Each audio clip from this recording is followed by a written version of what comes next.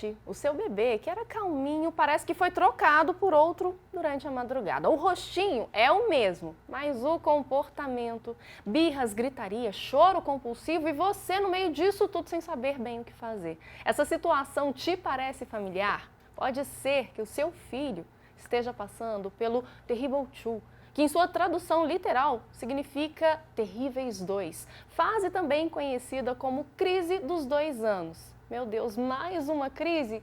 Sim, mas calma. Porque para nos ajudar a entender esse momento, por que ele acontece, como agir, né, diante dele, eu vou conversar agora com a psicóloga Jennifer Loren. Jennifer, seja muito bem-vinda. Você sabe que a gente tem muito o que falar, né? Muito, Vanessa. Obrigada, viu? Obrigada pelo convite. Ai, é um prazer, principalmente porque estou vivendo isso em casa.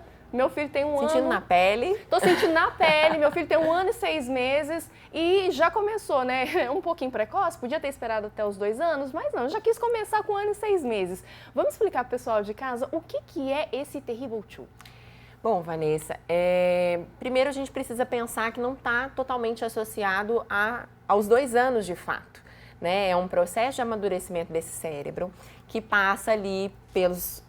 geralmente o marco é essa idade de 2 anos, mas que pode acontecer um pouco antes e geralmente dura aí até os 3 anos de idade. Então, ou seja, se você está aí, né, angustiada, aguardando que termine logo porque começou mais cedo, talvez não, mas ele também não tem um período de duração, né? Então a gente precisa entender a particularidade de cada bebê. A minha pergunta era justamente essa, se começou antes, vai terminar antes? Não, né? Não necessariamente. É porque a gente está... eu falo que dentro da psicologia nada é matemático, né? A gente não trabalha com um número ou com uma previsão, porque não tem como a gente entender assim, olha, começou agora, vai durar 3 meses e esse bebê vai melhorar, como que é isso? Isso depende muito de vários fatores, né? Depende ali do amadurecimento cerebral dessa criança, depende também do contexto que ele está inserido, de como que vai ser esse acolhimento para propiciar, né, que ele amadureça esses sentimentos, essas emoções. Então, tem vários fatores que vão influenciar na duração disso, né? E levar em consideração também, né, Jenny, que é um serzinho que está em formação, né? Então, assim, à medida que ele vai se formando, ele vai passando por algumas fases, por algumas crises também. A gente, né, enquanto adulto, passa por esses momentos. Por que uma criança em formação não passaria? É ter essa consciência também, né? Muito. Eu falo que as emoções, para nós, ela já é um tabu, já é algo difícil. E a gente, né, assim, a maioria dos adultos já tem essa dificuldade de lidar com as próprias emoções. Imagina uma criança. Sim. Né? E em contrapartida, além desse desenvolvimento das emoções, está acontecendo uma série de outros desenvolvimentos. Então, esse cérebro está a todo vapor. Você falou, né, o seu está com 1 ano e 6 e já está vivendo isso. Porque isso é marcado por um desenvolvimento global ali que essa criança está vivendo. Então, tem esse desenvolvimento motor, porque a criança, né, nessa idade, ela já tem uma certa autonomia. O desenvolvimento da linguagem, então ele também está no momento que ele está aprendendo frases completas, que ele está adquirindo um vocabulário mais rico, isso gasta muita energia do cérebro. E, em contrapartida, também essas emoções, que para ele é muito novo, que é da frustração, do medo. Então, por isso que tem esses choros intermináveis, né? Essa encenação, que pra gente parece uma encenação, porque eles estão chorando e, de repente, se distraem, mas para ele, de fato, é um sofrimento. Ele está sofrendo porque ele não sabe lidar com tudo isso que está acontecendo ao mesmo tempo. E seria a forma dele verbalizar essa situação, essa frustração, uma vez que com ali 1 ano e meio, 2 anos, a criança ela ainda não tem, né, um vocabulário muito extenso. Então, o choro é uma forma de chamar a atenção para, olha, não estou satisfeito com essa situação, não estou satisfeito com essa condição. Seria mais ou menos isso? Basicamente, porque é a forma que ele sabe se expressar, né? Por mais que ele ainda, muitas crianças, né, já falam muito nessa idade, alguns não, alguns vão desenvolver né, essa habilidade um pouquinho mais para frente, porque cada criança é única, a gente também precisa ressaltar isso, mas o choro, ele é essa forma de expressão, de algo que ele não sabe nomear. Nós também, às vezes, não sabemos, né, não sabemos nomear as nossas emoções. Então, está relacionado a não saber nomear. Em tentar colocar para fora algo que está ali um turbilhão dentro dessa criança. E quais são, né, assim, como a gente falou mais cedo, eu estou vivendo na pele, em casa, essa situação. Mas para falar para o pessoal que está nos acompanhando, quais seriam os principais comportamentos que caracterizam essa fase? Então, como você disse bem na introdução, é realmente essa dificuldade de lidar com a frustração. Então, toda vez, né, que a gente vem para essa criança com um não, com um impeditivo de fazer aquilo que ele gostaria, tem esse choro, se joga no chão, né, a criança não consegue lidar com né, esse não mesmo. Sim. Do pai. Então, tem toda essa questão do é meu, né? Que é uma fase que, às vezes, você encontra um outro pai e você fala assim, ah, não, ele tá nessa fase do é meu. E é isso, é essa fase onde tudo é dele, ele tem essa dificuldade de dividir, ele tem essa dificuldade, né, de entender o limite, de entender o que pode, o que não pode. Então, ele começa a fazer coisas que parece que estão te desafiando. Porque você fala, fulano, não pode fazer. E aí, ali ele vai, faz e te olha com aquela carinha assim, Mas né? você descreveu exatamente. Nicolas não pode subir no sofá desse jeito. Ele sobe ainda olhando assim, tipo, olha, ele dá uma risadinha, não, né? vou subir.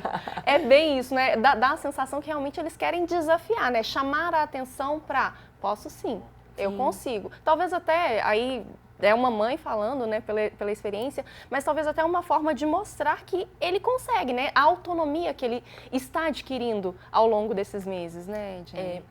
Eu também tenho uma bebê, né? Ela tem 1 ano e 9. E além da experiência com a psicologia, agora eu estou vivendo do outro lado, como mãe. E é muito isso, né? O quanto que ela, às vezes, ela verbaliza isso pra mim. Ela fala assim, eu consigo sozinha. Eu consigo sozinha. Então, eles estão aprendendo e querendo nos mostrar que eles dão conta, que eles conseguem. Então, o nosso manejo nisso é que vai fazer toda a diferença. E, às vezes, a nossa fala é muito de reprimir, é uma fala muito punitiva, é uma fala nervosa. Porque venhamos e convenhamos, né, Vanessa? A gente tem uma rotina muito corrida, né?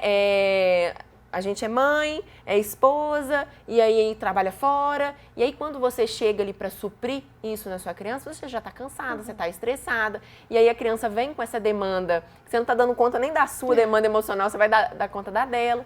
Então, esse manejo, ele faz toda a diferença. E uma coisa que eu estava pensando, né, enquanto eu estava estudando, não apenas para essa entrevista, mas para essa fase vida, né? Que faz parte, né, do desenvolvimento infantil, eu li uma coisa que faz muito sentido, que é a quantidade de nãos que a gente fala para a criança nessa fase, né, visando, claro, proteger essa criança dos perigos que estão cercando ela, mas a quantidade de não sobe aí, não pode fazer isso, não pode fazer aquilo, é uma forma também que ela vai assimilar aquilo e entender que o não é a palavra que eu mais vou falar. Então, sim, talvez por isso a criança fale tanto não, não, não. Quer comer? Não. Mas aí você oferece a comida, a criança aceita, né? Tudo é não. E é muito por isso, porque eles são resultado do ambiente, né?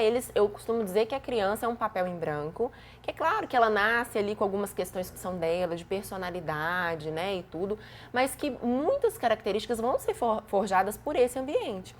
E esse ambiente está fazendo o quê?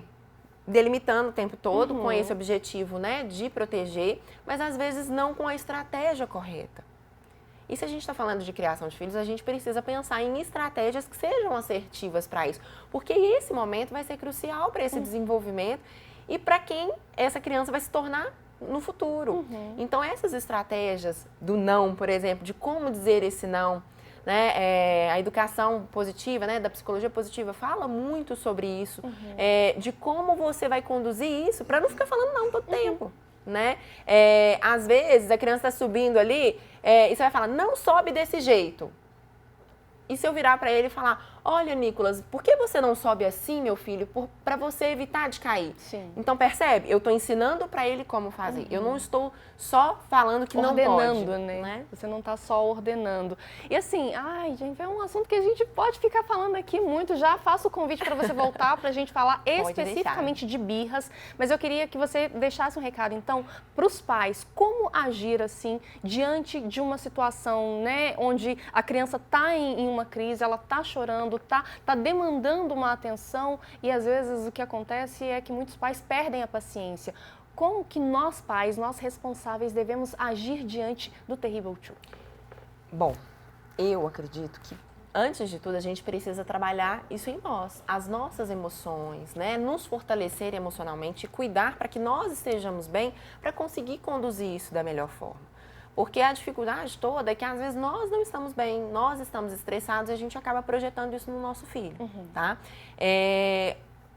Não existe uma receita de bolo, porque cada criança é única. Então, a minha maior dica é olhar para o seu filho, entender a necessidade do seu filho, sabe? Conseguir perceber como agir em cada situação de forma acolhedora, gerando esse ambiente que vai propiciar esse amadurecimento, esse aprendizado, né, de como lidar com a frustração, com o medo, que são situações difíceis para eles, são difíceis para nós. Então, a gente precisa conduzir isso com acolhimento e mostrando para eles que esse ambiente é seguro.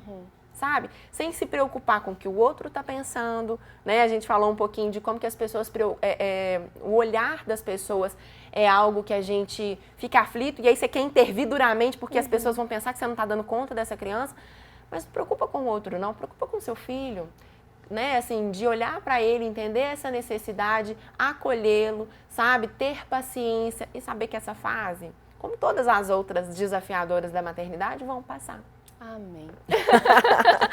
Amém, Jennifer. Queria muito agradecer a sua presença. Já fica o convite, então, para você voltar para a gente continuar falando sobre esse assunto. Combinado. Muito, muito obrigada.